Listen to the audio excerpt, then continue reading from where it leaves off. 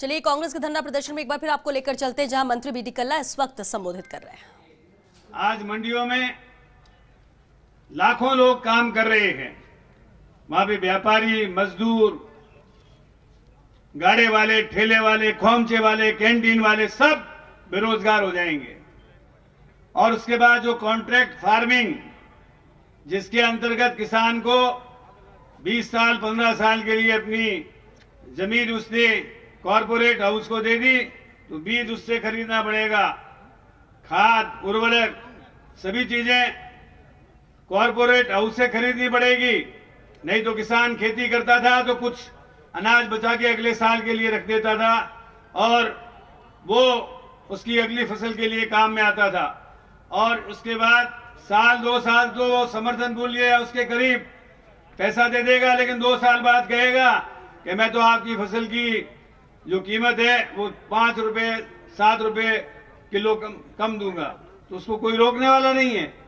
इसलिए किसान अपने को ठगा हुआ सा महसूस करता है। अभी वर्तमान में जो कानून थे उसमें किसान के और व्यापारी के बीच में कोई डिस्प्यूट होता था, विवाद होता था, तो वो मंडी समिति में फैसला करवा लेता था।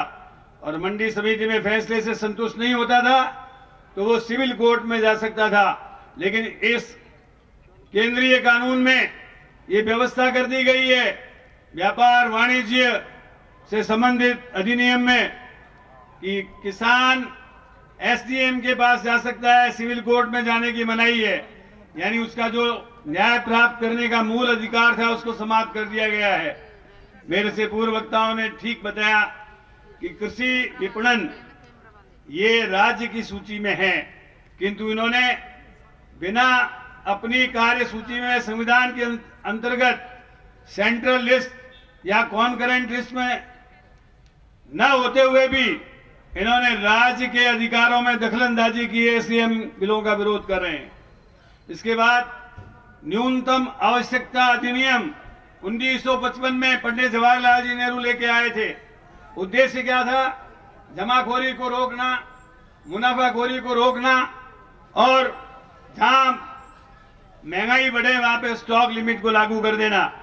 लेकिन इस केंद्रीय सरकार ने इस कानून में ऐसा परिवर्तन किया है कि 50% कीमत आलू और प्याज की बढ़े तब स्टॉक लिमिट लगानी, और अनाज और दाल की कीमत 100% बढ़े तब जाकर के स्टॉक लिमिट लगानी है। उसमें भी एक प्रोविजो लगाया है कि यदि किसी व्यक्ति ने 1 लाख टन या 50,000 टन का स्टॉक लिमिट ले रखा है तो उसके ऊपर कोई स्टॉक लिमिट लागू नहीं की जाएगी।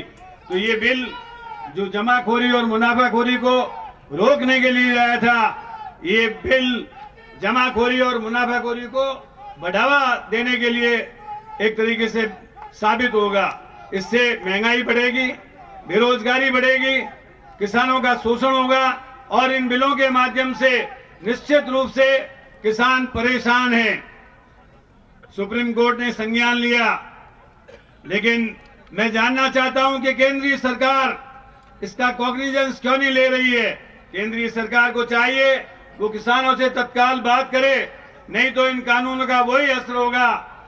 राहुल गांधी जी के नेतृत्व में भूमि अधिग्रहण बिल जो केंद्रीय सरकार लेके आई थी, उन्होंने आंदोलन किया, देश के किसानों ने, कांग्रेस जनों ने साथ दिया, वो बिल वापस लेना पड़ा। इसी प्रकार इन तीनों बिलों को वापस लेना पड़ेगा, नहीं तो कांग्रेस के लोग किसानों के साथ हैं। किसान की और कांग्रेस की राशि एक जैसी है, लेकिन भाजपा की और किसानों की राशि अलग अलग है।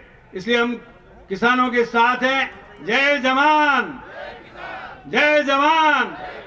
अभी यूनिवर्सिटी का, राजस्थान यूनिवर्सिटी में बिसलपुर का पानी देने के लिए एक कार्यक्रम है, उसमें मुझे जाना था, इसलिए मैंने बीच में बोलने का दुस्साहस किया। आप सब लोगों से क्षमा चाहता हूं और आपसे एक ही बात कहना चाहता हूं, तीनों कृषि कानून वापस लो। आवाज गवर्नर हाउस तक जानी चाहिए ताकि केंद्र सरकार तक पहुंचे। तीनों काले कानून वापस लो। तीनों कृषि के संबंधित काले कानून वापस लो। जय जवान।